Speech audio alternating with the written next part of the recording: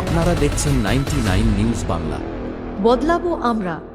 Sponge iron কারখানা থেকে ছড়াচ্ছে দূষণ। এই অভিযোগ পেয়ে আসানসোলে রানীগঞ্জের মঙ্গলপুর শিল্প তালুক পরিদর্শনে বিজেপি বিধায়ক অগ্নিমিত্রা পল শনিবার সরজমিনে তিনি এলাকা পরিদর্শন করেন, পাশাপাশি কারখানা কর্তৃপক্ষের সঙ্গে এ বিষয়ে কথাও বলেন। অভিযোগ, মঙ্গলপুরের শিল্প তালুকের একাধিক স্পঞ্জ আয়রন কারখানা থেকে দূষণ ছড়াচ্ছে। এর ফলে এলাকার মানুষদের বিভিন্ন সমস্যা হচ্ছে। তাই এদিন আসানসোল দক্ষিণের বিজেপি বিধায়ক অগ্নিমিত্রা পাল পরিদর্শন করেন কারখানা এবং কারখানা কর্তৃপক্ষের বিরুদ্ধে ক্ষোভ উগরে দেন। আজকে এখানে এসেছি আমার বিধানসভার মঙ্গলপুর এরিয়া, ইন্ডাস্ট্রিয়াল এরিয়া।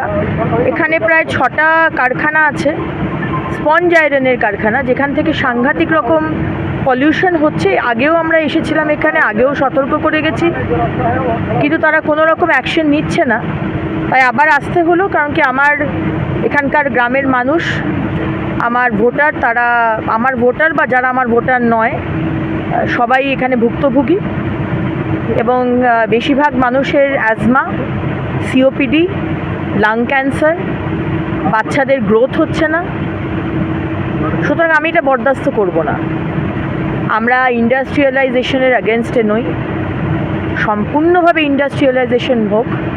মানুষের পেট চলছে এই কারখানাগুলোর জন্য, কিন্তু মানুষ অসুস্থ হবে, মৃত্যু হবে, হ্যাঁ, অ্যাট দ্য কস্ট অফ মানুষের লাইফ, প্রাণ নিয়ে নেবে, এটা আমি হতে দেব না। তাই এখানে এসে আমি বলে গেছি কর্তৃপক্ষকে, আমি নেক্সট শনিবার আবার আসবো। আজকে শনিবার, নেক্সট শনিবার। স্টেট ডিপার্টমেন্ট, পলিউশন ডিপার্টমেন্ট থেকে কবে এসেছিল, তারা কি লিখে দিয়ে গেছে সেই পেপার আমি দেখব, এবং audit report, safety and security কি অডিট রিপোর্ট আছে সেটাও আমি দেখব। আর যদি দেখি যে কাজ হচ্ছে না, তাহলে আমি কেন্দ্রে যাব। কেন্দ্রে গিয়ে যা নোটিশ পাঠানোর হয়, যাতে এরা বাধ্য হয় পলিউশনের মেশিনগুলোকে চালাতে।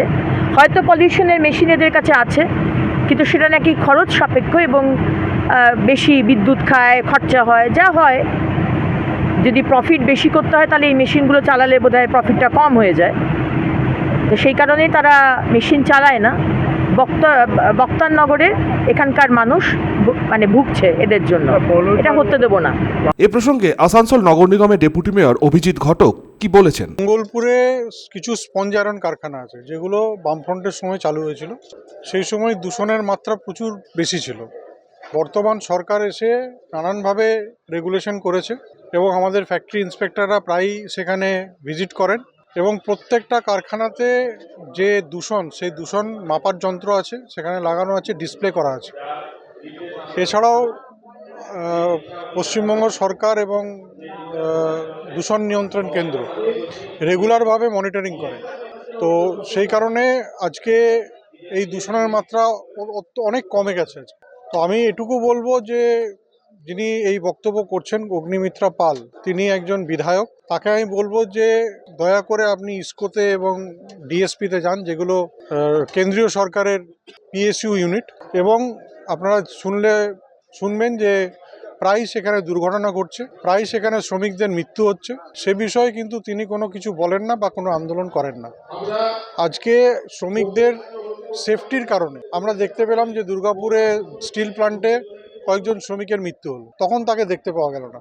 আমি অনুরোধ করব অগ্নিমিত্রা পালকে যে আপনি বানস্ট্যান্ডার্ড খোলার চেষ্টা করুন, আপনি হিন্দুস্তান কেবলস খোলার চেষ্টা করুন, যেখানে শ্রমিকরা বেকার হয়ে গেছে এবং তারা অনাহারে দিন কাটাচ্ছে।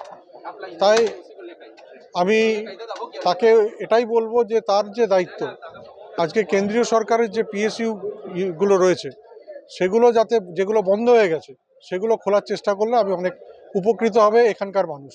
আসানসোল থেকে সঞ্জয় যাদবের রিপোর্ট, 99 নিউজ বাংলা।